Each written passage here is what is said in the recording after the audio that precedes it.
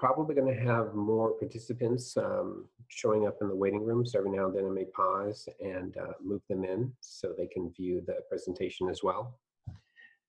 So on my screen, you should see the presentation. I won't be following along on this presentation because it's more interesting to actually see me live in Drive and Docs performing the actions that are in the presentation. But if you've got Drive open on your computer and you want to follow that short link, it's also in the chat window at the very beginning from me there. But if you want to follow that link, it will take you to this presentation. And then if you are logged into Google, you'll be able to click on File and then make a copy, and you'll have your own copy in Drive that you can change however you'd like. It's yours. It won't mess with my copy. And if you'd like to edit it up to use with students, you can, or you can make a copy of that copy, keep the original, and then change a copy for students to provide some training for students and reword it, change up the screenshots, whatever you'd like, to make it better suited for a particular grade or age range. So if you can hear me, I want to make sure you know where the chat window is. In Zoom, you should have a control bar. It's where you'll see your mic, where you can mute and unmute it and turn on and off your video. There should be a chat choice there. If the window is too small for all of the options, you may see a more or a little three-dot menu you can click on to see more. What I'd like you to do is go ahead and click in the chat and just tell me if you can hear me okay.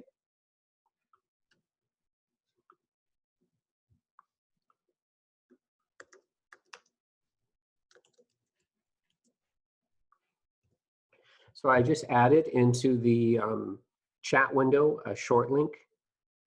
As the responses come in saying that you can hear me, that may disappear, so you may have to scroll a little bit in that chat window to see it. But you can click on that link if you'd like, and then if you're logged into Google, you can just choose File, make a copy, and have your own copy. Also, I will be recording this session, and later today or tomorrow, I'll process it on YouTube. I will be hiding the link, so it will be something that's not searchable in YouTube, but I will be sending to all of the participants' emails that YouTube link so that you can watch this video at your own pace, and then you can just follow through in Drive and Docs. Because we have 2 hours, and that includes a half hour at the end for any questions you may have, or if we go a little bit over, we will be moving through this pretty quickly. So for some of you, you may not want to try to follow along. Usually we cover this sort of topic in about 3 hours, so you'd have a lot more hands-on time. But what I'm going for here, and particularly with the recording sent to you, is some site memory. If you see me use Drive and Docs and click through and you see the functions actually occur as I talk about it, then you're more apt to try it out because you will have seen it happen. You'll know that you can actually do it. Even if you don't remember everywhere I clicked, you're going to see it in the recording. And you'll see most of it on this presentation as well. And I'm sure you know by now that YouTube is filled with people who love to tell you how smart they are. And you can look up any aspect of Docs and Drive and find pretty much how to do anything and more in Docs and Drive. If you do search YouTube for tutorial videos, I would recommend you try to find ones that were created either in 2019 or in 2020. That way, all of the newer features that Docs and Drive offers will be there for you, and it'll be a little less confusing. So I did see that somebody raised their hand. If you want to unmute your mic, Stephen, go ahead and ask your question.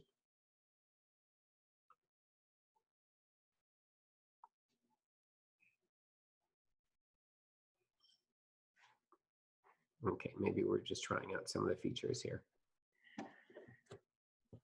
All right, so let's go ahead and get started here. I'm just going to go through this one slide here real quick. Why Docs and Drive? Now, if Docs and Drive is something that is a bit of a magical place that other people use and you've heard about, or you've seen other people use it and you're kind of just surviving on it, we'll talk a little bit about that. Docs and Drive was Google's attempt many years ago to try to mimic online some version of the Windows Office system. Now, with the realization that they would not be able to roll out all the features of Office, being that it's a big program that you install on your computer with a ton of features, trying to mimic all those before you roll it out would have taken forever. And we'd probably be still waiting for something like Google's educational suite. So they rolled it out and made it simpler. And so I'd like to tell people that Drive is kind of like that C drive or that My Documents folder on your computer. Only it's not on your machine, it's just on a server somewhere. And that little bit of server space is partitioned off just for you. It's private, nobody else can dig through your stuff unless you share it with them or you make it public. But it's a space that kind of functions very similarly to say, a My Documents folder on your computer. Docs itself is kind of like their answer to Microsoft Word. And so, again, it's pared down. So when we go into Docs, if it's one of your first times in there, you're going to see that it's a very, very basic word processing system. But it does the job, and it handles probably more than 90% of what most people, particularly educators, do in a Word environment. And so I'll just talk about some features here real quick. You're not going to find in any product in Google's Drive, and that includes their spreadsheeting program, their presentation program, and so forth. You're not going to find anything under File that says Save. And the reason for that is that right here, all changes are saved in Drive automatically. If you start editing a file, anything that you created in Google, whether it's a spreadsheet, a word processing file, and so forth, it will autosave, and it will constantly autosave for you. I would have to lose power here at home to lose maybe a word or two if I were typing as fast as I can in a Google Doc. Because the faster you add input or you add content onto a Google file, the faster it autosaves over and over and over again for you. So you don't have to worry about closing and losing any work like you can in Word if you lose power. If you've ever seen the autosave file, it doesn't always capture everything, and sometimes it winds up capturing, not capturing the most important thing that you were doing before you lost power. Whereas Google constantly autosaves. The reason why Google's Office suite has been kind of eating Microsoft Office's lunch every single day for this last 8 to 10 years is that they've got a collaboration feature in it. And they give you, for instance, if you have a PowerPoint file as an educator, let's say you were a third grade teacher, and you had 2 other third grade teachers, and you wanted to kind of work in lockstep on your curriculum. So you create this really great presentation on ancient Egypt. You want the other teachers to take a look at it as well. So in a typical PowerPoint scenario, what you would do, of course, is email it to them, which means you've got a copy on your computer, and then you have 3 copies attached to the outgoing emails to the other teachers. When their emails come in, they've got their copy attached to their incoming emails. And of course, what they do is they download their version of it onto their desktops. They make their changes, and then they email it to you. And so outgoing email attachments, incoming email attachments, you've got to download those presentations and then go through them, figure out what the changes were. Hopefully they highlighted them for you, and then incorporate them into a single PowerPoint. Well, if you want them to see all of the incorporated changes, that process happens all over again, which is why you quite often see shared presentations and documents like that with a little link on the bottom that says the revision version, January 13th version and so forth, so you know what the most recent version is. It may require some face-to-face communications, some phone calls, emails, and so forth to get everyone up to speed. And then how do you share it with all of them so all of you can use the same presentation? With Google Docs, you can actually share the presentation. You're not making a copy for them. You're literally letting them into your instance of the file, and they can make edits and comments there. And then you can incorporate everything together. without ever having to make a copy. It's a single file, and it always stays a single file. So you can give different levels to those collaborators. You can say, I want you to be able to edit. Just go ahead and put in the changes you think. You can say, make a comment and say, you know what, I want to kind of control what's in here, but make comments on the different pieces. And I'll take a look at your comments and I'll incorporate, or I'll ask you a question in the comment. Or view only, which is the sit down and hold on and enjoy the ride version of it, where you can see it, but you can't make any changes to it. So the presentation you're looking at right now is that version. It's view only. You can make a copy, but you can't comment or edit my presentation. Google Docs, Google Drive, and all of the tools are, they're accessible from any internet connected device. You can view and edit a Google Doc on a cell phone, whether it's an Android or an iOS device, on any kind of computer, including and especially Chromebooks, but PCs or Macs as well, tablets of all sorts. Depending on the browser you're using, there's actually voice dictation built into Google Docs. You can actually talk to it and it will type what you say. It fully integrates with all other Google products. You can use the content with spreadsheets, with presentations, with Google site building tools to build websites and so forth. There is revision history. So if you've ever had students work on a project together and somebody deleted something in that presentation, you know how quickly a team can melt down when that happens. Revision history, which is built into all of Google's products, allows you to go back before that edit was made and restore the document back to that level. You can download a docs file. So if you need it to be a PDF, luckily for you, Google Docs has a built-in PDF creator, and it will download that file looking exactly as you made it to PDF, which you could then email or post on a website. If you need to make changes, you go back to the original Google Doc, re-PDF it, throw away the old PDF, and replace it. If ultimately you need this to be in a Word format, Docs can also be downloaded easily as a Word file, spreadsheets to Excel, presentation tools to PowerPoint, and so forth. So let's go ahead and break away from this. If you have any questions later, or you need me to show you that link again to this, I can always go there. But what I'm going to do right now is jump into Drive. So I've got that open in another tab right now. So I'm logged into the telerico.net instance of Google Drive. It's the version or the account that was created by Tulare County Office of Education that I'm using.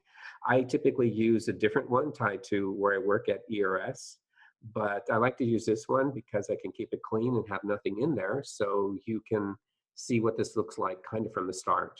Otherwise, if I brought you into my personal one that I use at work, it's going to be full of stuff, and I'd like you to experience this from a fairly empty interface. So Drive is, of course, at drive.google.com right here. It will add a couple of things afterwards, but just know that drive.google.com will get you to where you need to go. Pretty much everything in Google is that thing.google.com. So when you got your account, whether you just got it or you've been using it for a while, if you wanted to check your mail, in Google, it's mail.google.com. If you wanted to look at your calendar, you can go to calendar.google.com.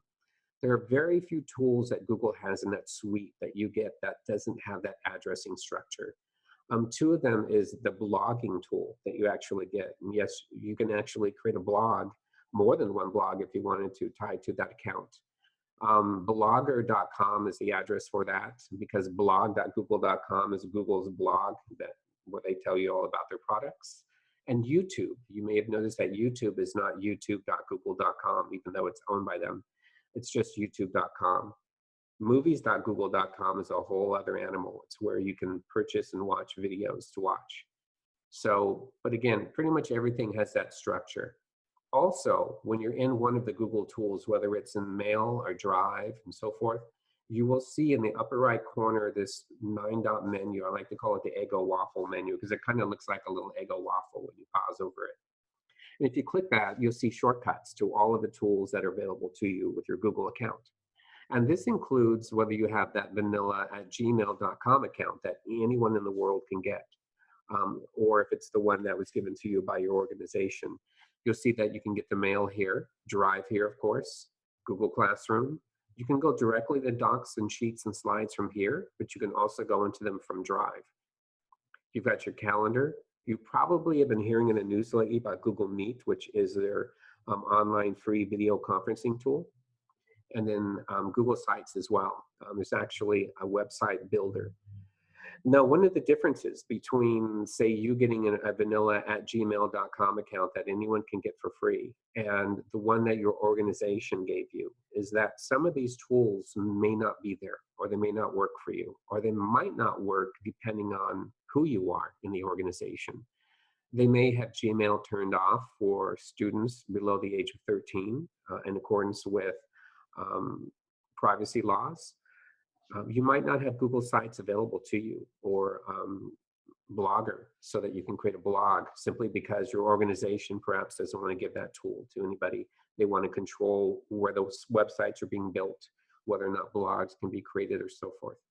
If I scroll further, believe it or not, unless they've turned off your ability, you have access to a YouTube channel through your Google account. You can actually create videos and post them there. You can keep them private and just share them with students. You can create playlists and share them. You can customize news sources and read the news every day. There's also Google Photos, which allows you to back up your photos too. Now, I wouldn't recommend with your personal cell phone using the organizational account given to you to back up your photos. If you have never created one, you may want to create a personal @gmail.com account, and you can actually install the free Google Photos app on your phone, and you can use that actually to back up every photo and video that you ever take on your cell phone. And you can even have it remove the physical copy that's on your phone and just go to Google Photos to view them. For some of you, it may free up gigabytes of memory on your phone, but you still have complete access to your photos through Google Photos. And I always hear about people who can't upgrade their phone to the newest operating system because the photos and videos they have are taking up the space needed for the update. Google Photos is your way out. It lets you remove them physically from your device and free up space for you. Google Forms is a training that will be given, I believe, on Thursday by Doug Cairns. If you haven't signed up, feel free to. It's great for surveys and so forth. But you see that all of these tools are accessible from this little 9-dot menu here. To the left of that 9-dot menu in Google Drive is the settings. Looks like a cogwheel. You'll see that cogwheel in almost all of the tools Google has, and it means the same thing, settings. There's not a lot in Drive, but you do have Get Drive for desktop. So if you've ever used Dropbox, you know that if you install the app on your computer, it actually puts a folder on your machine that syncs to Dropbox.com online, and anything you put in there syncs automatically there, but it's still physically on your device in that folder. Google Drive has Get Drive for desktop under settings. And if you install that on your computer, it puts a folder, and anything you drag and drop into it will be automatically synchronized into the environment here. On your computer, you can still open the file. If it's a Word document, it will natively open Word. You can edit it. The moment you hit save, it synchronizes the saved file to your drive and overwrites the original one that was there. It's a great tool for synchronizing there, and then go to any other computer, log in with your Google account, and see those files. So if you bring a bunch of your content in the drive and store it, it's still accessible on your machine, but you could go visit a relative in Wyoming, go on their computer and log in the drive, and there are all of your files. You could download them, edit them, re-upload them, whatever you want to do. I know a lot of teachers, they put this on their computer at home and at work with the same account, and it gives them access, editable access to the files directly on their machine, and it synchronizes to the cloud. They go back to work over the weekend, they come back on Monday, and on Monday, their changes are right there in Drive, sitting right there in the folder on their computer, ready to go. So if I choose settings right here, and again, I just clicked here, and I choose settings, there's a couple of other settings in here. I do not recommend that you check this box right here where it says convert uploads. Google is not only a place to create Google files in that format, It's also a great place to store your files too. If you check this box, which is usually not checked, it will try to convert your files over to a Google format. Well, you might not want that. You might want the ability to preserve your PowerPoints that you store in Google Drive in the PowerPoint format. If you check that though, it will try to convert it over. So it's not checked by default. Leave it not checked. I'll show you later how you can convert any file you have to a Google format without having it happen automatically. There's a couple of things down here about how you view. These just provide how many links you can see in a list. It makes the font a little bit smaller. It removes some of the buffer between the files so you can see more in one view and so forth. You can always experiment with these if you'd like. Quick access, I'll show you where that's at. Right now it's checked. If you uncheck it, it won't be there, but if I can bring this down, it's kind of grayed out, but this is my quick access area. What it does is it shows you files that you look at frequently so that you have quick, rapid access to them. And they change what file is shown to you based on how often you go in and make changes or view, okay? You will also see under settings here how much storage you've used up. If you have a vanilla Google account, and that's one that has an @gmail.com, anyone can get it, you have up to 15 gigabytes of storage space across all of your Google tools available to you for free. It doesn't cost a lot of money to add additional server space if you'd like. I want to say it's like $1.99 or $2.99 for 100 gigabytes. It's not a lot. It's about 11 bucks for a terabyte, which is kind of like a small size computer server. But if you have one that was given to you by your organization, and like for me at tulerico.net, that's an organizational account, you actually have unlimited storage space available to you. You'll never run out of room. So you don't have to worry about that limit, okay? I'm gonna go ahead and hit done here. So other things on the top of our file or our window here, you have a search window right here. Now, if you're like a lot of people and you just save your files on your computer and they just show up in my documents and you've got to do a search every time you're looking for it, if you do the same thing in Drive, if you just throw everything in there and you search for it, Drive has this nice search window right here available for you. You can click it and you can type in anything you want. So if I type in Google, it will show me anything with a name of Google. That said, there's a drop-down menu right here. So again, in the search window, this little drop-down menu, you can actually use that to look for a file type. Maybe you're looking for a video or a form or a presentation or an image or a PDF. You can narrow it this way. Maybe you're looking for a file that's owned by you. Maybe you're looking for a file that was shared with you by somebody else. You can actually put in that person's name and it will search just for files owned by that person. You can also search in the trash. You can also look for things that were modified recently if you know that file was changed recently. You can put in part of your file name here. You can put in words that will not only be in the file name, but in the body of the document as well. And if you know specifically who it was shared with, you can do that as well. So there's lots of different ways in here that you can search for something if it's loose and you're not sure where it's at, okay? All right, you'll notice here that these two items right here, you can see a preview, and this is in my quick access. Down below, I have a folder, and there's a particular view that makes things look this way. If I go over here in the upper right corner, there's this little box right here, and it says Listview if I pause over it. That's the other view. If I click it, it will take me to Listview. So if I click it, this is a list-based view, and so it creates a list of anything that's in here that goes across like this. If I say Grid View, it will swap me to the Grid View, and it will show this preview down here for any Google files I have, as well as any Office type files too. So for some people, they like to have that preview. They like to see what it looks like because that helps them identify, yes, this is a document I'm looking for. So enough about all this stuff up here.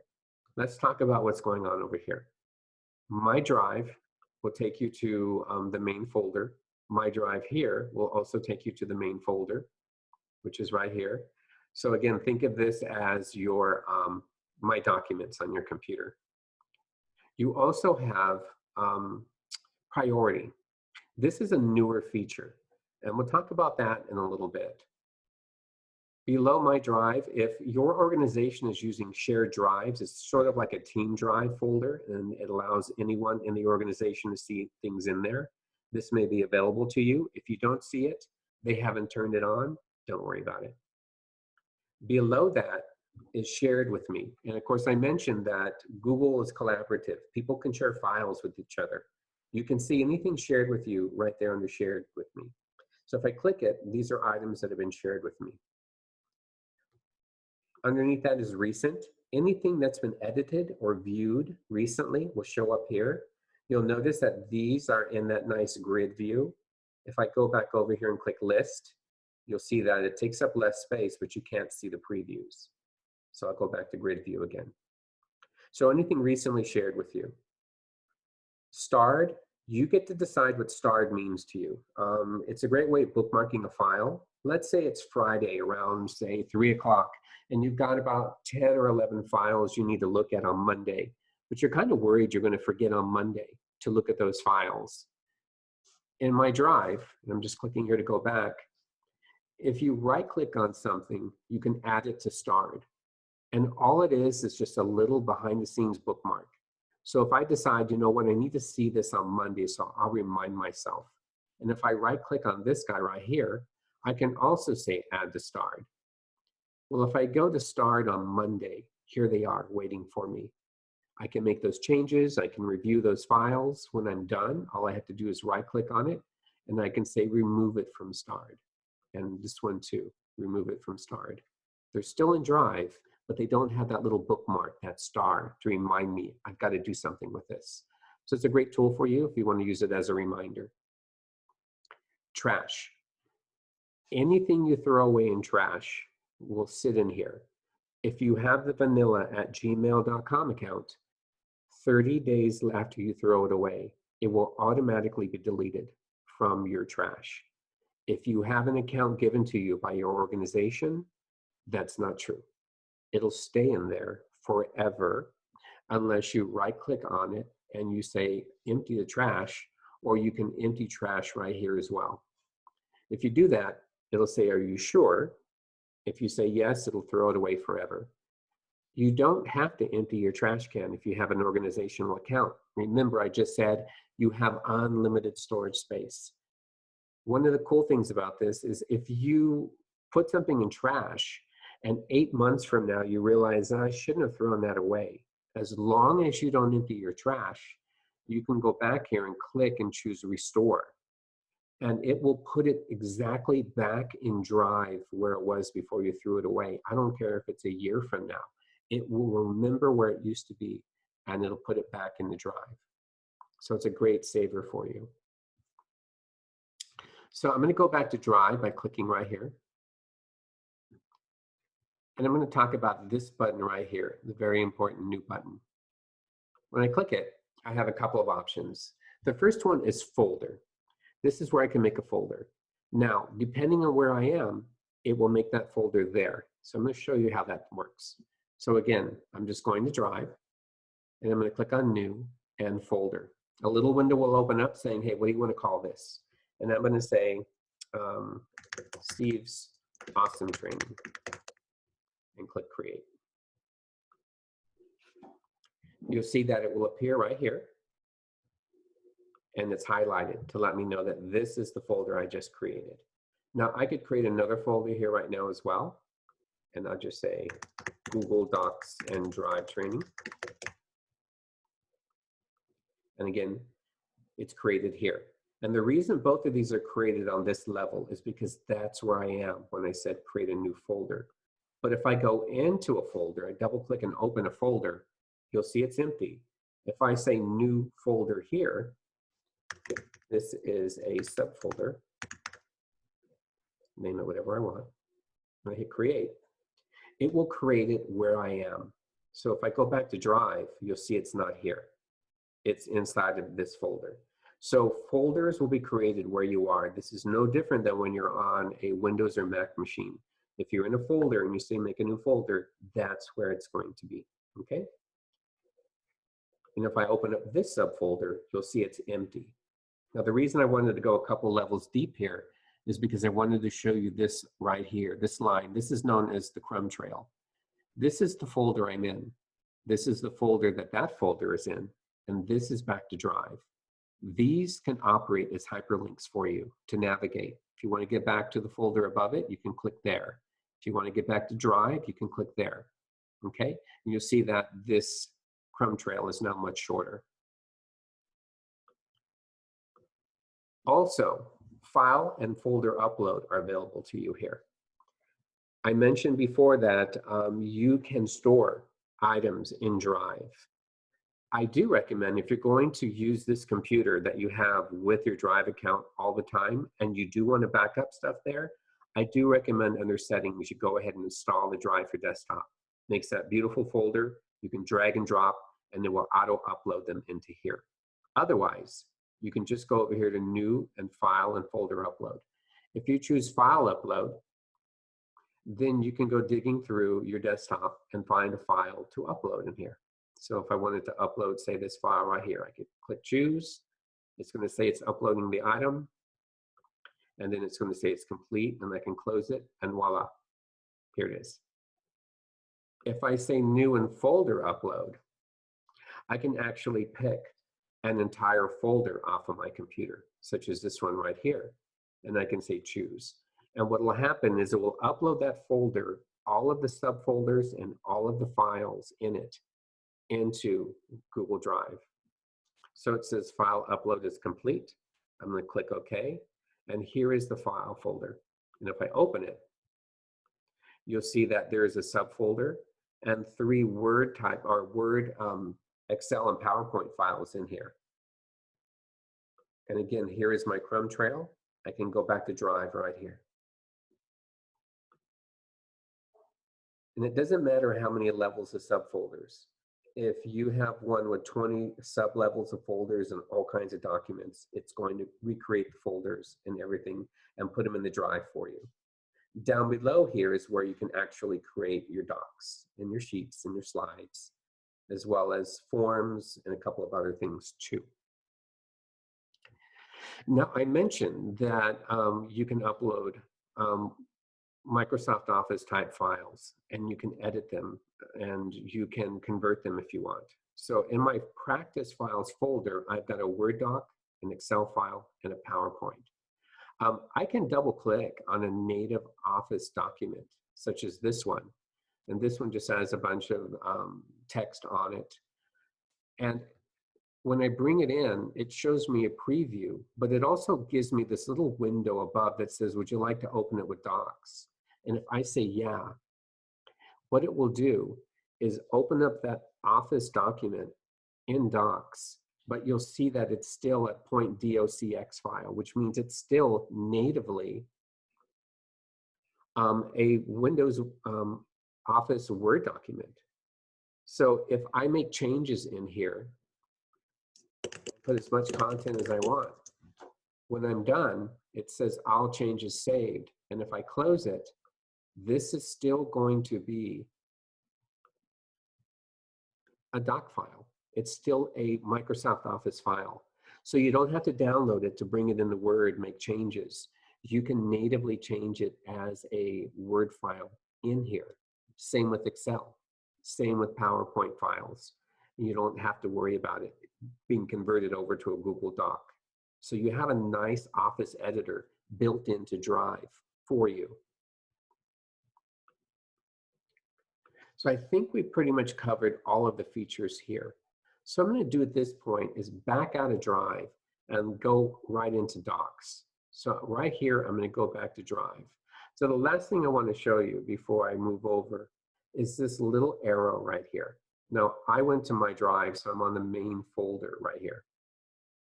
If I want to see subfolders, obviously I could double click on any of these folders to open them. But you also have a little tiny black arrow here next to Drive. And if you click it, it will show you all of the subfolders as well. Well, why would I want to see them in 2 different places? Here's why. If I wanted to take this file right here and bring it into Steve's awesome training, If I did it here, I could click and drag and dump it. But if I had a file inside of a folder, if I wanted to take this and move it over to my training folder, I don't see it anymore because I opened this up to find this file. But if I expand here, I can see all the folders, and I can even see subfolders. So if I want from this side of the house, I can actually take something over here, click and drag it over to this area here, and I can release it, and it will move it into that subfolder right there. So by expanding your folders, it allows you to have a different view here to find a file, and you can drag and drop it over here into the folder it needs to be in. So drag and drop is in full effect here, even though this is a website that you're working in. Anytime you're done, you can go ahead and minimize this. You can also move things around. So if I wanted this subfolder to be over here, I can drag and drop subfolders around in this window too. So again, drag and drop is in full effect. So what I'm going to do right now is go ahead and open up a Google Doc, and we'll jump in and talk about that. So you do that in Drive. If you're in a folder, when you create a Google Doc, it will arrive in that folder. If you're in the main Drive folder right here, if you create a Google Doc, it will be loose and not in any folder, okay? So if I go New, Docs, and I'll just go ahead and click right here, it's going to open up a new window, and we'll have a doc ready. When we first started here, I mentioned that Google Docs and the Google tools are designed to be simple. They mimic a much simpler version of word processor than Word, but they try to put in as many features as possible that Word has that most people use. If you've been using Word for a long time, this looks kind of like Office 2000 before they put that big ribbon bar up on top. File, Edit, View, Insert, Format, and Tools are in the same arrangement as they were in the old Word. Up here it says Untitled Document. You have this really nice short menu bar. And depending on what you do, this will change for you, okay? So I'm going to click right here. I have a blinking cursor. And what I'm going to do is just type in real quick, my favorite website is, and I'll just go ahead and say Netflix. Why not? Period. So I click in there, I type. If I hit enter, enter, new paragraph, my second favorite website is Public Broadcasting System. Okay, so again, I can just keep on typing. You'll notice that just like with Word, there is a default font and a default font size and a default font color. All of those can be changed. So you'll also notice it still says Untitled Document. I can click in here before I type anything and change the name. But once I add content in here, if I click up here, it will steal the first sentence from your document. You're not stuck with it. You can change it anytime you want. So I can put in my favorite websites and then click away. Anytime I want, I can go back up here and change this over and over again. All right. In order to change anything, just like in Word, you have to select it in order to affect it. So if I wanted to change the formatting of this sentence, I can select it and then go up here and say, you know what? I would like a 14-point font. And there it is. You have presets from 8 to 96. However, you can type in here whatever you want. So if I wanted 17, here's 17. If I wanted 29, I can highlight here, type in 29 and hit enter, and I have 29-point font. So you're not stuck with those. You're not stuck with Arial font, even though that's going to be your default. You can choose from all kinds of different ones. There is the dreaded comic sans serif, Courier, E.B. Garibon, and if I pause over any of those little arrows, you'll see a flyout menu with choices from normal to medium to bold and so forth. Here's Georgia. I click again. Here's caveat. Here is lobster. and so forth. You've also got the regular ones like Trebuchet, Times New Roman, Verdana, and so forth available for you. That said, you also have more fonts.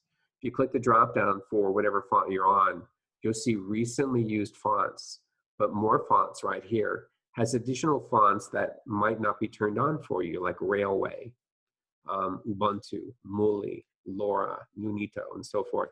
The ones that you've added will be checked. If you don't want to see them anymore, you can uncheck them. But there's all kinds of different ones in there. So if you want to try them, all you have to do is click to check it. And so Slabo 27 pixel, if I click it,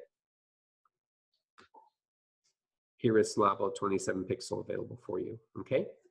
So just know that under more fonts, you can turn on and off additional fonts. You'll also realize that scrolling through here and even looking in the more fonts, and unlike Word, there's not 128 different fonts available to you. It's a smaller subset of fonts because Google tends to be all work. When you go in here, you're creating a document. You have enough fonts in here to create a pretty decent flyer, dressy looking resume, whatever you want to do with it, a permission slip to go home. Usually people don't bust out the lobster font when they do a permission slip to send home to parents because they want it to be something like Times New Roman or Arial, some simple font that's easy to read. All right, if I click away, I'm no longer highlighting this. The regular clicks are here just like they are in Word. If I do a single click, it just arrives where I click. If I do a double click, it will highlight a word. If I do a triple click, it will highlight a complete paragraph. And I know there's a couple of you that did not know about the triple click. Microsoft Word has always had it. 1 click in, 2 clicks for a word, 3 clicks for a paragraph. So other items that are here. We talked about the font size. Your usual suspects are here: bold, italicize, underline, font colors. There are 64 web-safe colors available to you. And when I say web-safe, what that means is that no matter what computer or tablet you're using, it should render it on the screen the same color within a very small percentage point. If it's a really old monitor that has issues, maybe it's going to be off a little bit. But it will try to render exactly those 64 colors. And all you have to do is click on them to change the color. And it'll show you what that looks like.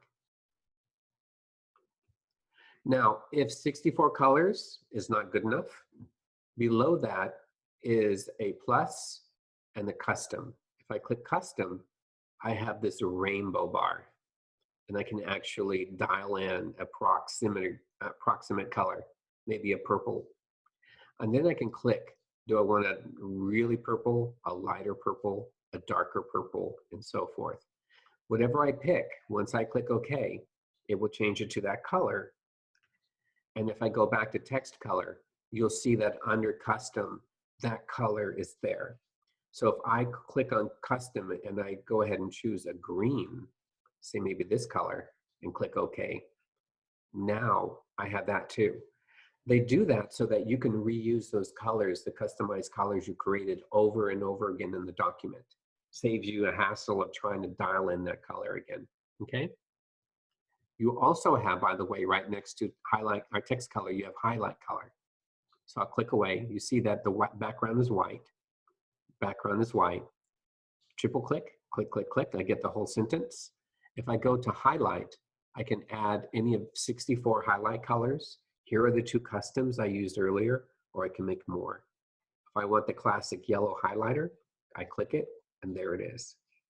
So you can make your text look as beautiful or really ugly as you want, okay?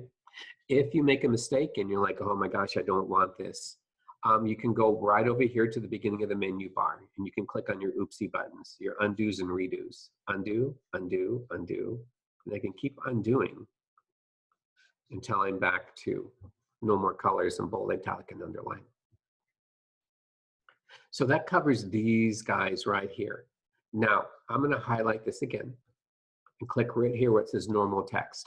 By default, your Google Doc will have normal text, but just know that you also have titles, you have subtitles, And then you have 3 levels of headings. If you click any of those, it will format them for that level of a heading. So here's level 2, level 1. Here is the title, or I can go back to normal text. If you leverage these in a longer document, let's say you have a 28-page document you're creating for a master's dissertation. It's got 12 different sections with headers. You can go through the document, click here to format the title, click here to format your descriptional subtitle, and then use your heading levels to put headings throughout your document. If you do that, you can make a blank document at the beginning of your Google Doc and choose Insert a Table of Contents. That, just like it happens on Word, will insert a table of contents that leverages your headers, your subheaders, your title and subtitle to create a beautiful table of contents. And it's clickable. You can click on chapter 1 and it takes you to chapter 1. You can click on section 2, it takes you to section 2 in the document. If you think that's cool, Word has always had that. Not a big deal, but it's a great feature and Google has it built in. So on top of your undo and redos, you have print. Now, if you click here, all it's going to do is download a PDF, which you could then open and print on a regular printer. If you go to File and Print Preview, it'll give you a little bit of a preview, and then you can print from here. I'm going to close Preview. If I go to File and Print, then again, the PDF. If I go to File, Page Setup, though, I can decide the portrait, the landscape, what is my paper size in the printer. So you see a lot of the standard sizes, letter, tabloid, legal, and so forth. Landscape mode. You're not stuck with a white paper. If this is going to be a document that you PDF and you want to make a beautiful flyer with a black background or a red background, you can say my page color, I don't want it to be white, and you can pick any one of these colors and do that. I've got landscape, page color. You can adjust your margins here, and I'll click OK. So I have this really ugly yellow background document. But maybe that's what I want, because I'm going to make a flyer with images and text and so forth, and then I'll PDF it and send it out or put it on the web. I'm going to go undo and get rid of that. If under File and Page Setup, you make any of these changes, any changes to the margins, and click OK, that will affect that document. If you say set it as default, every Google document you ever open will have those defaults. So if you're the person who wants to have a top margin of 1, but a bottom margin of 0.5, a left of 1, but a right margin of 0.5, in every document you create for your office, you can do this and then click set as default. And every Google Doc you open, every new one you open will have those defaults. You can go to Page Setup and override it if you'd like.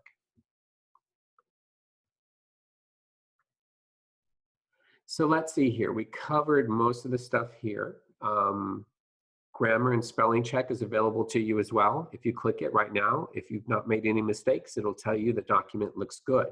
But if you misspell something like WVE site, if I click it, it's going to say, hey, this word is wrong. Would you like me to change it? And it will give you options to change it to. You can ignore it, you can accept it, and you can even add that weird word to your built-in dictionary. So if you have a name of a student that you use and it's always telling you that it's misspelled and you know it's not, you can add it to your dictionary so you don't have to tell it anymore. I'm going to say website, and now it says the document looks good again. This one right here is paint format. So what I'm going to do is I'm just going to put some spaces in here. So if I take this first paragraph and I make it bold and I make it 14-point font and I italicize it and I add this font color, and 11 pages later I've got another header I want formatted just like this one, and 11 pages after that another header that I want formatted like this. I could remember everything I did to this and redo it here, or I can use this magic tool called Paint Format. I can click anywhere in the text I want the format for, click on Paint Format, and then right here I can highlight this text. When I release, it will take on that format. Now, if you think that's cool, Word has had it for a long time too. All right, so I'm just going to go back and put that back again. So other options here. Insert a hyperlink. Well, I said my favorite website is Netflix. If I highlight the word Netflix and click here to create a hyperlink in the document, because this is Google, it will do a search for that website. And if it's correct, I can click here. Otherwise, I can just paste in an address that I get from another browser tab. I'm going to say this is correct, and then hit apply. Here's my hyperlink, public broadcasting system. If I highlight this and click on insert link, it's going to look up PBS. Well, here it is, pbs.org. I can click and apply. For students and their safety, one of the things I like about Google Docs is if you click on a hyperlink, it's not going to go straight to that website. It's actually going to show you a preview a little bit of that website and where you're going to go. So you can decide, is this really where I wanted to go? It looks like it. And then I can click and go. Same with public broadcasting system. If I click, here is a preview of the website as it stands today. And here's the hyperlink ready to go. So I can actually see where I'm going to go before I go there. Comments. If you share this document with someone and you allow them to make comments, they can do that right here. So if they look at this and they go, favorite website is Netflix. If an editor is in here in your document, you've shared it and you've given them comment or edit rights, they can click on any, highlight anything in a document, click on comment, and it'll add a comment on the right-hand side. So I'll just put here Netflix. I prefer Hulu. And then comment. I'll see this comment.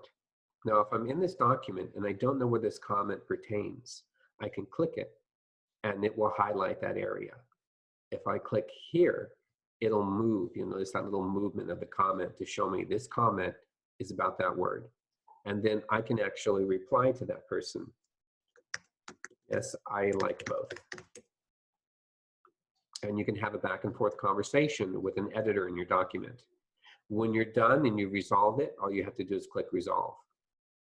Okay? I'm not highlighting any text right now, so you'll notice that comment is grayed out. You actually have to have something selected before you can affect it, okay?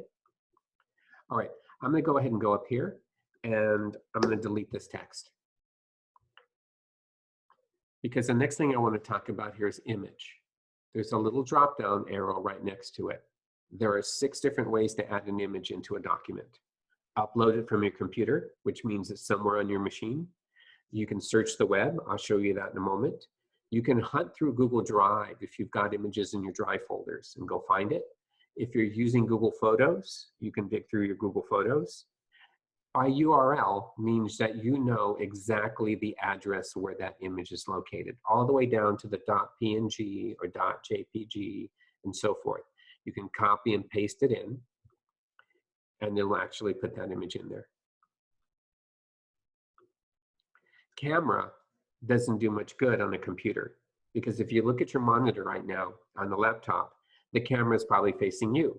So unless a selfie of you is going to enrich this document, that's not very helpful. But if you're on a tablet, you have back cameras as well, front and back, and you can actually flip to the back camera, take a picture of something, and have it be inserted into your document. I like to use search the web, and that's what I'm going to choose. So again, I just click here and search the web. It's going to open up a simple image search.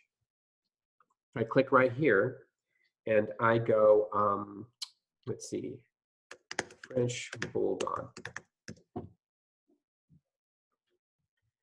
So if I want, I can scroll through here. If I do a regular Google image search in another tab, I'm going to find like 2 million photos of French Bulldogs. And I could put any one of them I want in the document. But if I do a search within a Google Doc like that, if I go here and I choose search the web, what it does is it will look for images that have a very loose copyright restriction, which is great because it provides a level of protection for you and for your students. If they should publish that document where anyone could see it on the web, an owner or a person who took that photo who has copyright permissions that are set really tight, you can't use it without their permission. Your student could wind up getting a little bit of a nasty email or their parents saying, hey, I came across this document, you're using this image without permission, take it down. On the far worst end, you could get an artist who says, that photograph is on my website where I sell photography. And it says clearly on my website that in order to use these, you need my permission, or you agreed that I can charge you $50 a day per image or whatever. And they could go back and forth with you saying, because you violated the copyright. Well, these are images that someone put on the web and said that you can use them, you can edit them, you can recolor them, you can slap them on a t-shirt and sell a t-shirt. That said, whoever said that could be lying. And so if you embed it, you share it publicly, yes, somebody could still say you need to take it down. But if you go through this route and you show them, hey, look, I went through this route, somebody said this was a copyright-free image, they usually will back down and say, I get it, I understand. I'll go find whoever said, you know, that this was copyright-free, but just take it down. And so you usually have a little bit more protection there. If you use an image in the four walls of your classroom, copyright or not, if you use it within the four walls of your classroom for educational purposes, you're safe. You fit fair use. It's when you publish a document where anyone can find it that you can get into trouble, okay? Just know that. So I'm gonna go ahead and choose this one right here. And I'm gonna say insert. And it's gonna add that image onto your Google Doc. It will resize it to fit your margins. So if you see this ruler here, here are your margin settings, and it resized it to fit because it was really big. If it's small, it'll just be in there somewhere within those margins. If I want to resize it, I can click on it. And then I can drag any of these resized corners. If I do the corners, it resizes proportionately. It never gets warped or weird, okay? But if I use these middle ones right here and drag, you could wind up warping it. Maybe you want that, but just know that use the corners if you don't want that to occur. So I'm gonna go ahead and resize this. If you've used PowerPoint, this little dot right here allows you to actually put an angle to the image. And if you drag, you'll notice right next to the cursor, it tells you the exact degrees of that turn. Here's 0 again. Now, if there's text in here, and I'll show you an instance of that. This is a bunch of text, period. I'm going to highlight that, and I'm just going to do a paste, paste, paste, paste. Highlight that, and do a paste, paste, paste, paste, paste. So if I click right here, and once again, I click here, search the web, and add this image, it's going to bump the text because it's really big. But if I click on it and resize it, it begins to try to do a bit of a word wrap. But you'll notice it's not fully a word wrap because there's still all this white space. When I click on an image, I get this menu under it too. I get in line with the text, which means it's just another thing bumped into the text. But I also get this one, wrap text. So if I click it, you'll see that it now wraps the text around it. Now, if I click on the image and drag it to this side of my document, the text will wrap around it there. If I click on the image and drag it into the center of the text and release, then the text wraps all the way around it. Whenever you add word wrap, and again, it's just clicking an image and choosing this middle one that says wrap text, you get this additional drop down, which says, okay, I'll wrap it. How much of a buffer do you want between the text and the image? By default, it's going to be 1/8 of an inch, but you can bump it so that the text gets bumped further away if you'd like. You can make it smaller if you want the text to be closer to the image. I'll leave it at 1/8. Then I'll click away. And again, I can drag this anywhere and it will wrap the text if it can, okay? And there you go. There are additional text option or image options as well. If I click out, you see this normal menu of buttons right here. But if I click on an image, you'll notice it's much shorter. And this is because it changes based on what you select. So I have a crop window. So in order to make this work, I'm going to actually make this a little bit bigger so you can see. I click it, crop windows right here. So you'll notice that when I click on an image and I click on crop, where these little resized dots are, if I click crop, I get these darker black borders. If I pause over those, I can actually crop an image to get what I want and then click away and it will crop out the rest. Now, believe it or not, it's still here, but it hides it from the viewer. So if I click on the image and click on crop again, here is the original. It's just being hidden. And anytime you want, you can actually go in here and change the boundaries for the crop box and then click out. I'll click on it again. Next to crop is a reset image. If I click that, it will put it back to the way it was. It will remove the crop boxes. I'll go to image options, and there's a bunch of other things that show up here on the right-hand side. Size and rotation. I can manually change the size, and I can rotate it manually right here too.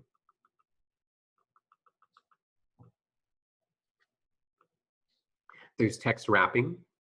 I can go through the options of wrapping the text here instead of using that menu here. And I can say where I want it to wrap, just on the left, just on the right. Do I want to have that wrapping occur all around it? So I'll go back here, click image options, close that. Position, you can fix it to an exact location on the page and all the text will just wrap around it if you know exactly where you want this image to be on the X and Y axes. You also have Recolor. This is a fun one. So if you've ever heard, I'm going to X this out and I'm going to highlight that text and hit delete. And then I'll just paste it back. I'm going to make this smaller. Click, add another. Click. Oop. I cannot make this smaller. Control C, Control V. I'll go enter. Control V, Control V. So I've got 4 right here. If I go back to image options here, and I'll just go ahead and select one, image options. If I do recolor, I can actually add color washes over these.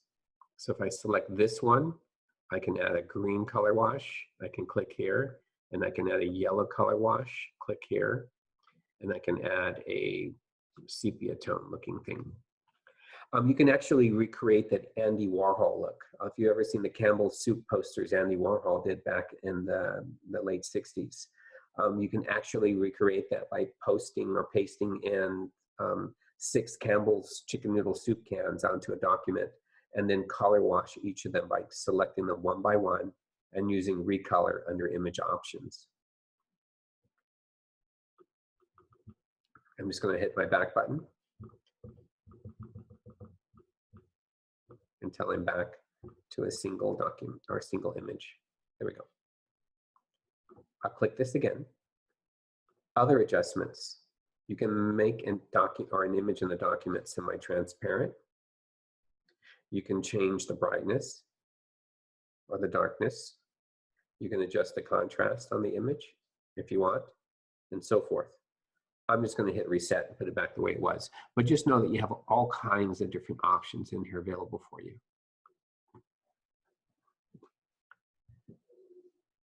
All right, so let's see here.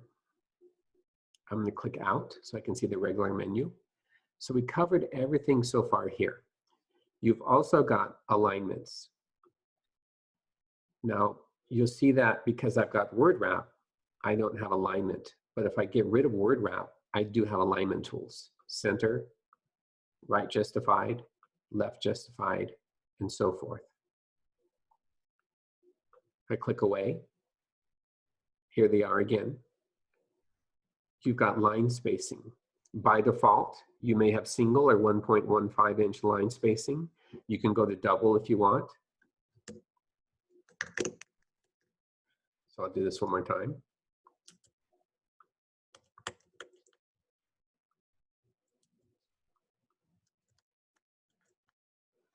So if I highlight this text, here's my line spacing. I can go to double and so forth. I can add a space between before or after a paragraph, custom spacing, and so forth. So this is available for you. You also have bullets and numbering. So this is text. There's my first bullet or number. This is more text. This is even more text. If I highlight this text and go to bullets instead, here are my bullets. I have indent, indent, decrease indent, decrease indent. So I think I covered just about everything that's on here. If I remove this, if you've ever copied text off of a web page and pasted it in a Word document, looked at that text and said, this looks horrible. What happened to this format? It's brown text and a yellow background. I can't use this. If you highlight the text after you paste it, you can use this feature right here, which is clear formatting. It'll strip all formatting, all coloring, all weird background, and just give you black text on the white background. It may save you a lot of work when you're copying and pasting text off of a website. So I believe we covered everything on here. Let's talk about these menus now. File. Here's where you can open a new file, whether it's a doc, a spreadsheet, a presentation, a form, and so forth. You can open an existing file on Drive. It could be a Word document, a PowerPoint document, and so forth. Here's where you can make a copy.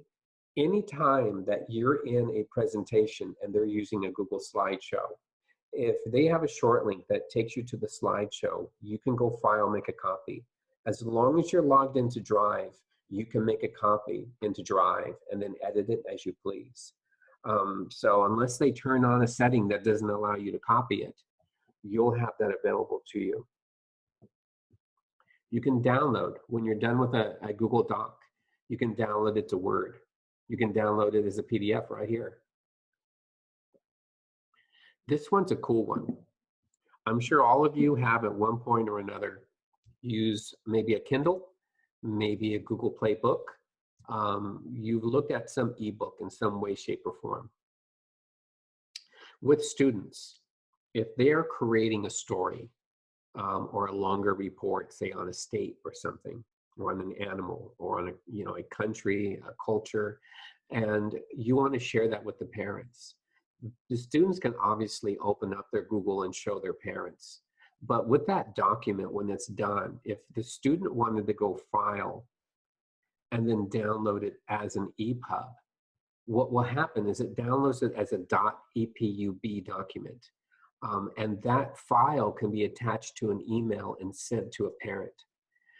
You can put into the body of the email, open this on your cell phone and add it to one of the readers on your cell phone and put in parentheses, Kindle, Google Play books, ebooks on an iPhone. If you email it and they open the email on their cell phone and click on that EPUB file, it will say, what do you want to open it with?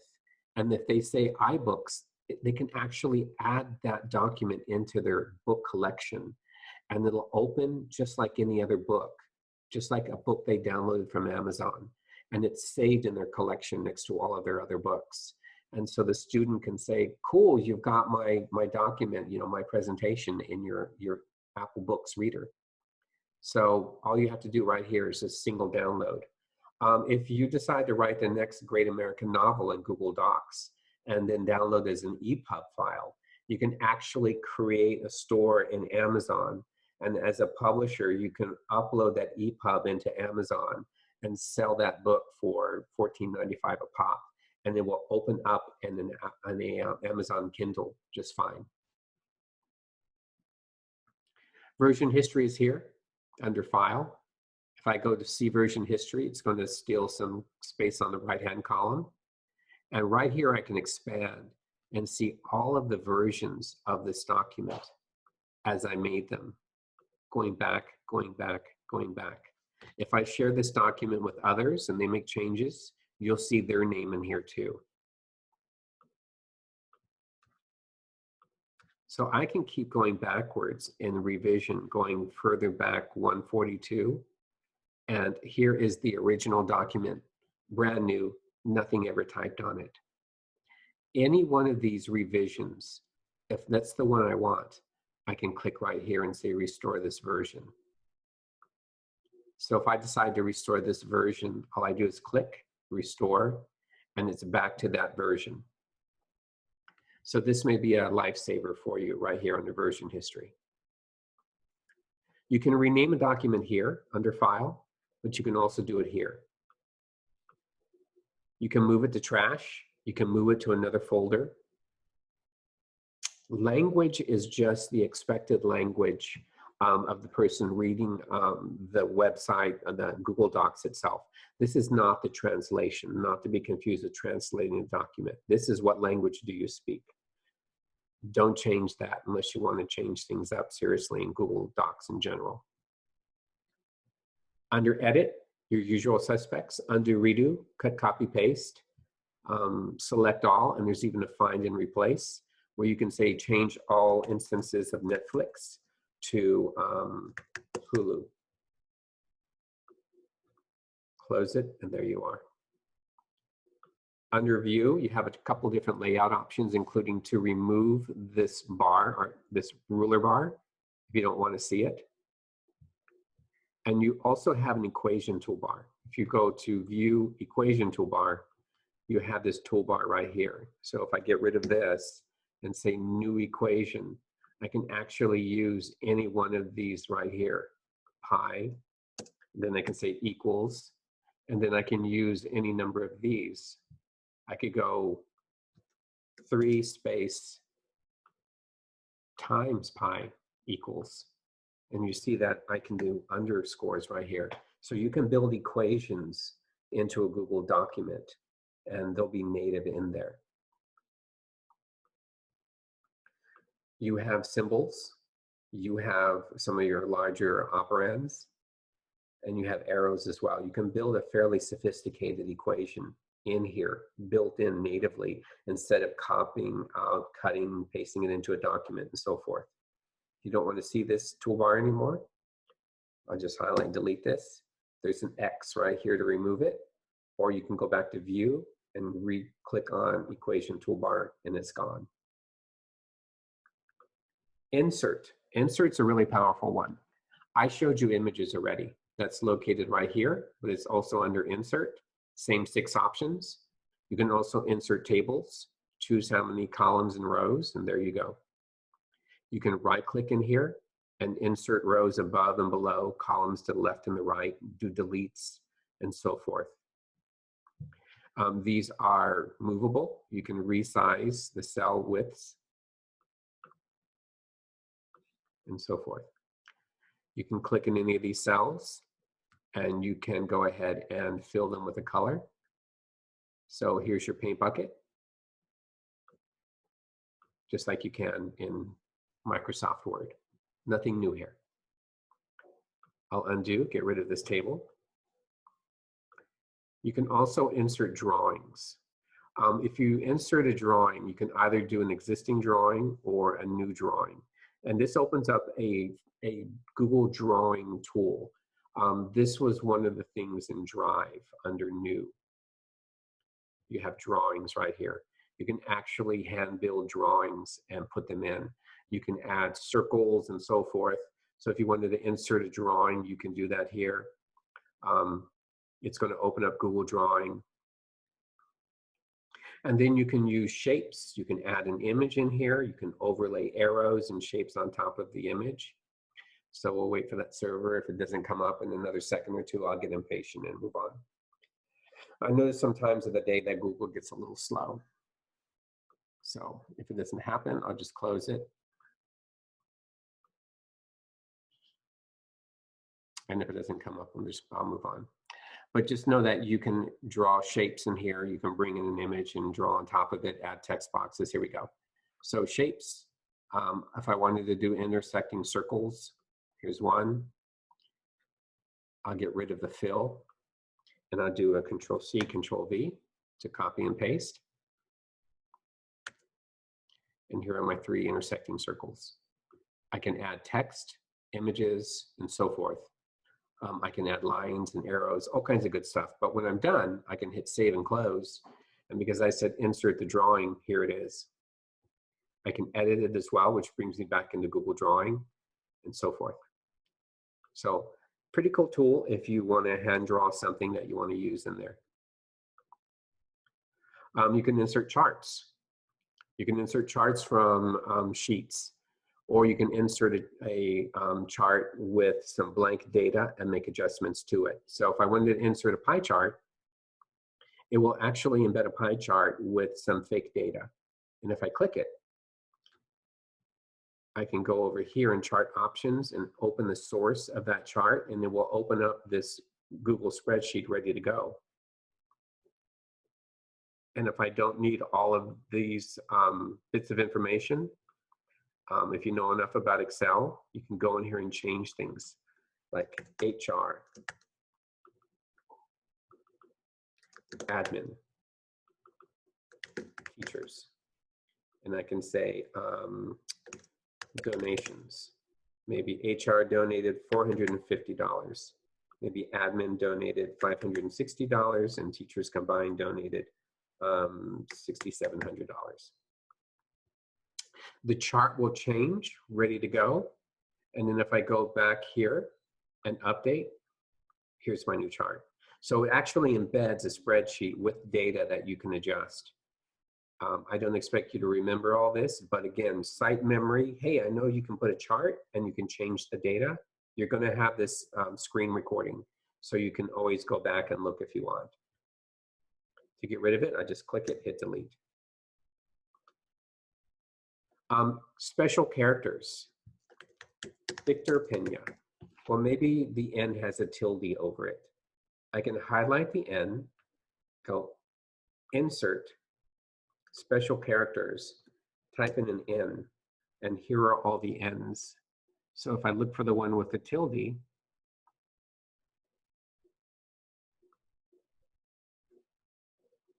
or a caret, and so forth.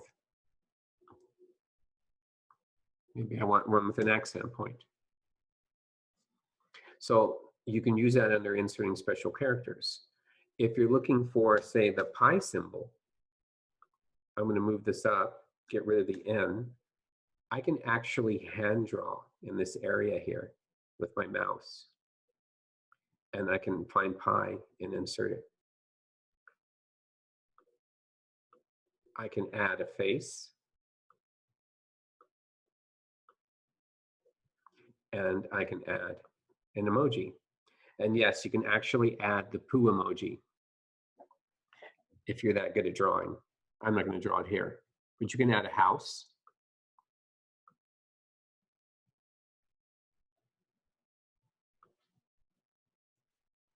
And it'll try to find a house for you. Now, I'm a terrible drawer right here, so.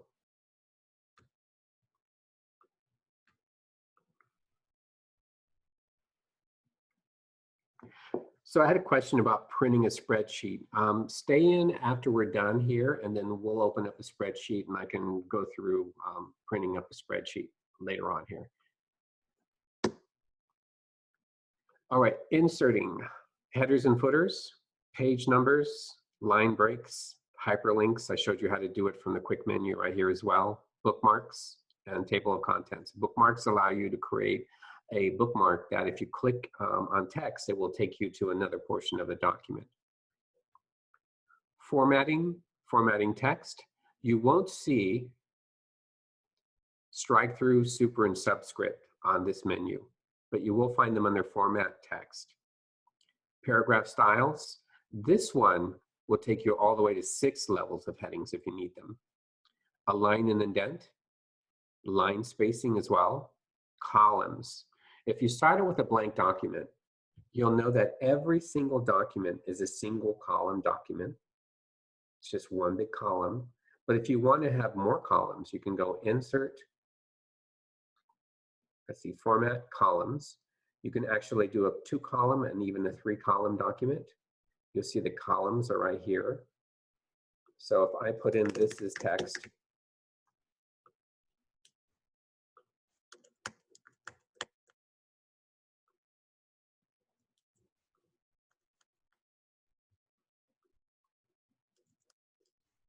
I'm just going to go ahead and add all this over and over to save us some time.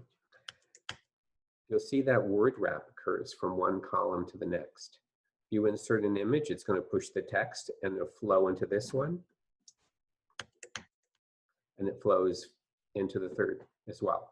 So you can adjust the width of each paragraph, or each column rather, and how much space between the columns to fill up the document. This is great for a newsletter format if you want that. Otherwise, I can go back here to Format, Columns, and go back to a single column document. I'll do an edit, select all, and delete all that out. What else? Bullets and numbered. You see a lot of numbered lists, a lot of different formatted bulleted lists that go pretty deep, different levels as well. You can put in page numbers if you'd like. Here's that clear formatting again. Under Tools, Spelling and Grammar, word count if you want it, and translate document. So if I put in permission slip, this document will give permission for to attend our annual Lotus Blossom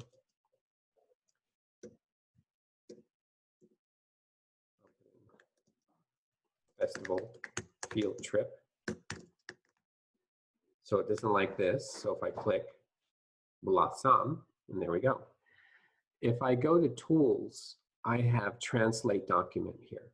And if I click it, I can choose from about 60 different languages. If you have a native Spanish speaker, it's usually pretty easy to have somebody come and translate a document for you. But if you have parents that are Arabic speakers, it's harder to find somebody who natively speaks Arabic to translate a document. But if you go to Tools and you do Translate Document, you can actually choose Arabic and it will create a new document. So if I want to put Arabic, copy of my favorite websites, and translate, it will actually create a new document in Arabic for you. And this can be saved as a separate file. If I go here and go Tools, Translate, and I choose, say, Filipino, it'll try to translate it to Tagalog, and so forth. You can do Italian, you can do Espanol. Depending on what region of Mexico you come from, you may say, this is a little bit too formal, or I wouldn't use this word, and so forth. French, Greek, Hebrew, Hmong, Japanese, Latvian, Spanish, translate.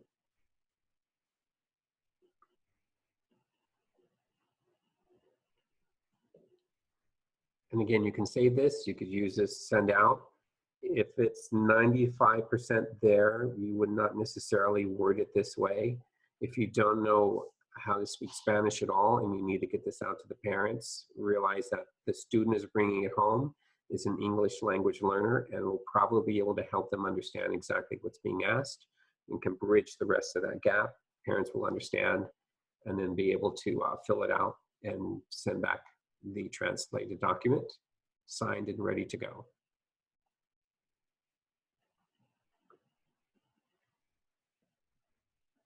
Now, add-ons. These are here as well. You can go to add-ons and go to get add-ons, but these are our third-party tools that you can use to add additional functions and features into a Google Doc. DocuSign, you can actually do e-signatures here. You have, let's see here, rubrics, you can use this, grading reports, AV labels, if you want to set up a label, you can actually create labels from here and it'll import it into a label template, and then you can print it. There's some additional equation editors, code blocks, you can actually do some coding within the Google document. So there's all kinds of different tools in here. Mail merging. If you decide to use one of these, you can pick it. You can install it for yourself. I don't recommend installing it for the domain because you probably won't have permission. But if you do that, you can continue. It will ask permission, enough permissions to do its job. And if you say okay,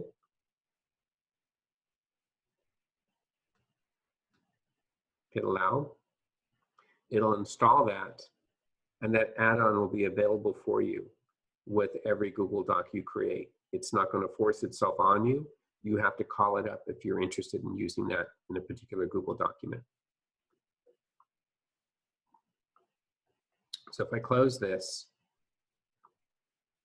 in my Google Doc, so I'll go to recent.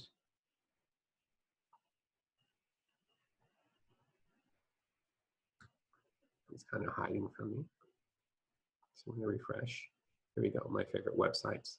So any Google Doc you use, if you do an add-on, you'll see them listed under add-ons. And here is Flat for Docs, Mail Merge, even Word Cloud Generator. So there's all kinds of different ones available for you. Once you add it, you can use the drop-down to find them. So in the last bit of time I've got here, I'm going to do one thing real quick. Somebody mentioned that they were not able to get into this document right here. So if I go to share, I'm going to go ahead and go through a quick share here and say advanced, I'll change. Anyone with the link can view and hit save. So that short link should now work for anyone that had problems actually getting to that. That was a quick version. I'm going to go back to my Google Doc and talk about share. If I click it, I have this address window. This is the short and sweet way of sharing it. Usually you use this to share with other teachers so they can look at and help you edit. So all you have to do is type in and pick out a name, and then over here is what they can do. Can edit, can comment only, or just can view. So if I say that they can edit, I can add a note. Hey, this is Steve. I need your opinion on this document. And if I click here to notify people, they get an email, and that email will allow them to click the link and go. If I hit send. I'm not going to hit send because I don't want them to go, who is this sharing this document? But once I do that, under shared with me, that document will show up. And then they can go ahead and open it and they can edit. I'm going to go back to share again. Again, I can add email addresses, give them what level rights, and hit done. When I do that, it'll also provide a shareable link for me. But what I'm going to do is hit advanced, because I want to show you more global permissions. Here's a link I can share with any other collaborators. Right now it says it's private and only I can access it.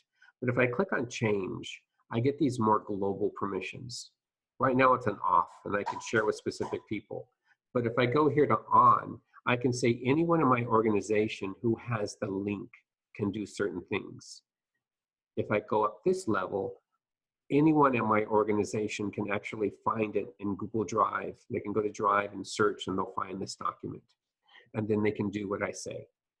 This one says on anyone with the link, and they don't have to belong to my organization. They don't have to be signed in, and they can do whatever I say. This last one, audience level, is public to the world. Google can actually find this, add it to their search engine, and anyone in the world can find this document. So the last thing I ever want to do is take a document that's important to me, say public on the web, and then go down here and say can edit. If I do that, they can find this document in Google search and they can actually edit it, and they don't even have to be signed in. So they could totally trash my document, and I probably don't want that. So what I usually do is I say anyone with a link can view, which is what I did for my presentation here. If I send you the link, or I post the link, or I put it on a website, you click on it, you'll be able to view it. These other two are organizational level. You have to be logged into an organizational Google account in order to find it and do whatever I say you can do with it. So this encompasses global permissions as to who. This down here, once you choose, says what they can do. I'm not going to do any of those. Usually I do this, and this is usually what you're going to do too. You'll say who can, but if you need global, just know that you can do it under changed, or change here, find the global permission, and then go through the what they can do. All right, so I'm going to stop here. It is 2:36. Before I end this and move on to questions and answers, is there anything I didn't cover in the main section here that you want me to cover real quick? If you want, you can throw it into the chat window. Otherwise, I'm going to wrap it up here. I will edit this to remove the beginning and the end portion of it, and then the question and answer portion. I'll put it on YouTube and make that available for you. Otherwise, if you're done here and you just want to wait till the video arrives in your inbox, you can hop out of the meeting at this point. I'm going to stay in here until 3, unless we run out of questions. But if you want, you can put in the chat window what your question is.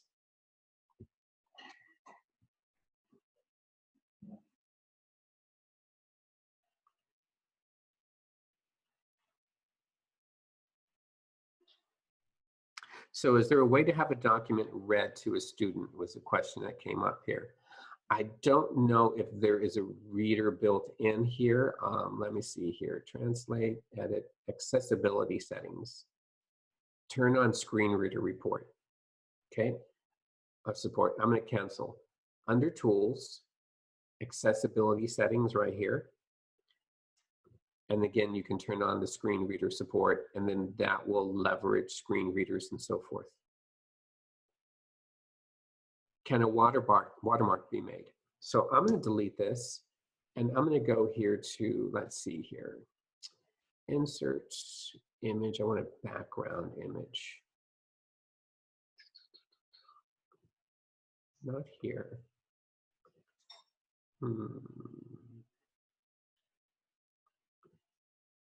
So I have page color, custom.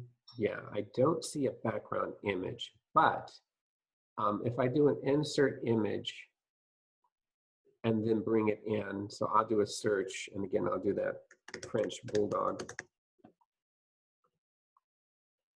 and click it and insert it. If I go to File, Page Setup, and I remove the margins to like a 0.25, 0.25, 0.25, 0.25, and hit OK, then I should be able to take an image. Now, obviously, this is not, you know, the right format size, but if I bring it, I could go to Image Options, and I could do an adjustment where I make it semi-transparent, so it could function as a watermark. And then I could go insert or type in text. The only thing, though, is you want it to be able to be in the background. I don't see it in here. Let's see here. Replace image, image options. Yeah, I don't see an inherent. You know, every time I tell someone you can't do it because it's not in the menus, I basically get caused to be a liar by Google, because there may be a way to do it in here. So what I would do, I would recommend is maybe do a YouTube search on creating a watermark image in Google Docs. There may be a workaround. There may be an add-on that will allow you to do a watermark. I'll search add-ons. So under add-ons, if you go to add-ons and you go get add-ons, there actually are one or two here. Simple watermark. So there are some third-party tools that you can add that should allow you to create a watermark in Docs, because it's not natively inherent, but there is a add-on that will allow you to do that. So I hope that helps. So creating I have a question here about converting a Word document to a Google Doc, even with clear formatting. Is there a way around this? All right, so I'm going to go ahead and do this. I'm going to close this out, and I'm going to go back to Drive. And in Drive, I brought in a folder earlier and had practice docs, and there was this Word document. So I'm going to go ahead and I can either double click and open it, but if I do a right click, there's an open with Google Docs. So again, Word document, it's a little W. I right click, open with Google Docs. This is a docx. But if I go to File, oh, wait a moment here, it's still reconnecting. So I'm going to give it a moment. Google's being a little slow for me. There we go. So if I go to File, I can save it as a Google Doc. And here, this is natively in a Google Doc format. And I found most formatting in a Word document will translate over. So hopefully that helps you. Maybe you've got some unusual formatting that's not moving over properly. It could be how the Word document was set up. Otherwise, that's how you would typically do it. Get it in the Drive, just go New, File Upload, get that Word document in, right-click, and open it with Docs. Once you've got it open with Docs, you can go File and save it as a Google Doc. And that should help you. Let me know if you continue to have any problems with that. Leslie, I am going to show it on this video, and then you'll see it when I send you the link, okay? You'll see it actually in the video itself. So any other questions about Google Docs?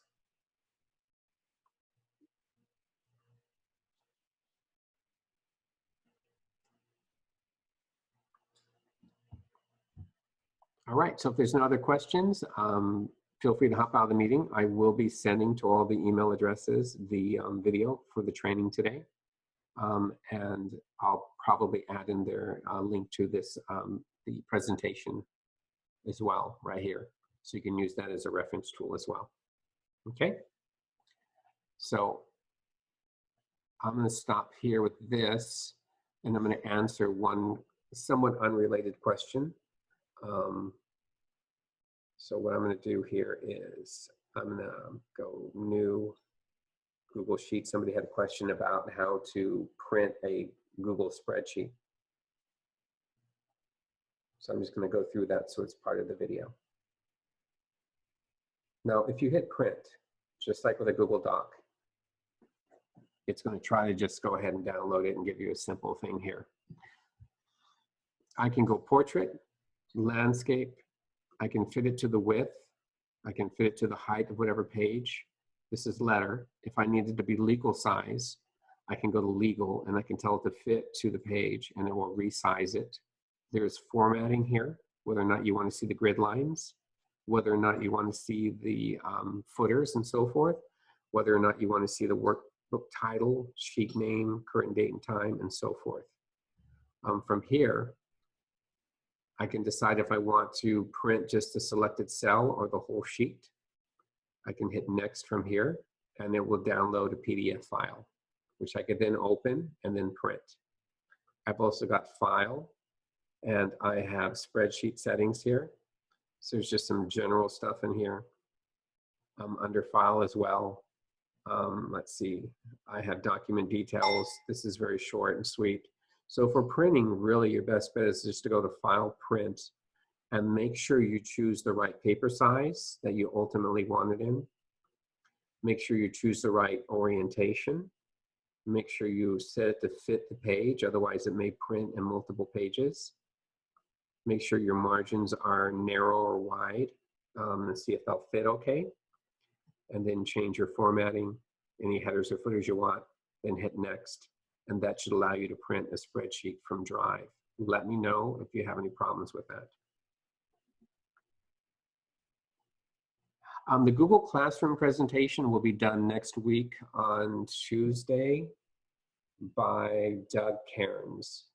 I believe he's doing forms on Thursday morning. Next week on Tuesday morning, he should be doing Google Classroom. Great instructor. He'll also record it, and you'll be able to see the recording.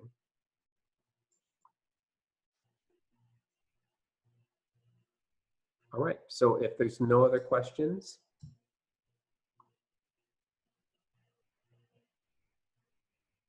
then I will stop here, close out this meeting. I'll boot you all out, and I will record, or take this recording, put it on YouTube, and send all of you the hyperlink.